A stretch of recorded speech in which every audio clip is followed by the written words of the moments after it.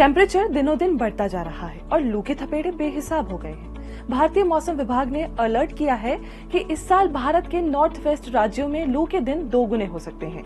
पहले जहां लू 5-6 दिन तक चलती थी, अब वो 10 से 12 दिन तक लगातार झुलसा सकती है और अगर ऐसा हुआ तो 2025 अब तक का सबसे गर्म साल बन सकता है। यूनिवर्सिटी ऑफ ओटावा की एक स्टडी के मुताबिक जैसे ही तापमान 37 डिग्री से ऊपर जाता है, हमारा शरीर अलर्ट हो जाता है। अब तक माना जाता था कि इंसान 40 से 42 डिग्री तक आराम से रह सकता है, लेकिन ये सच नहीं है। अगर हवा में नमी हो तो हालात और बिगड़ जाते हैं। ऐसे में जानते हैं इंसान कितना टेम्परेचर सहन कर सकता है, वेट बल्ब की थ्योरी क्या है और हीट वेव से कैसे बचें। हमारा शरीर 37 डिग्री तक खुद को ठीक ठाक संभाल लेता है। जैसे ही पारा ऊपर जाता है, शरीर पसीने के जरिए ठंडक देने की कोशिश करता है।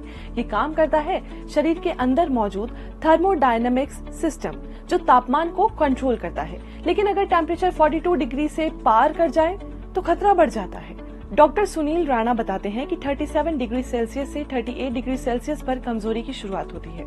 38 से 40 डिग्री सेल्सियस तक गर्मी असर दिखाने लगती है। 40 से 42 डिग्री सेल्सियस पर स्थिति गंभीर हो जाती है और 45 डिग्री सेल्सियस के पार हालात जानलेवा हो सकते हैं। जब हम पसीना बहाते हैं, वो सूखता है और शरीर ठंडा होता है, लेकिन अब हवा में नमी हो तो पसीना सूख नहीं पाता और शरीर की कूलिंग सिस्टम फेल हो जाती है।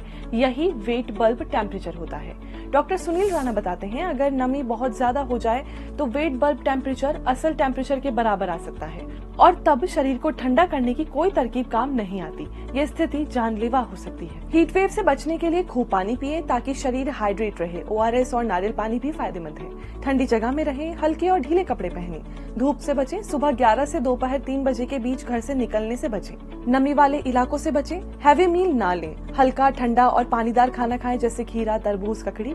अगर आपको बहुत गर्मी होने पर भी पसीना ना आए, सर दर्द या चक्कर महसूस हो, कमजोरी या थकावट है या तेज बुखार है, तो ये हीट स्ट्रोक के लक्षण हो सकते हैं। इसलिए तुरंत ठंडी जगह पर जाएं, पानी पिए और डॉक्टर से कंसल्ट करें।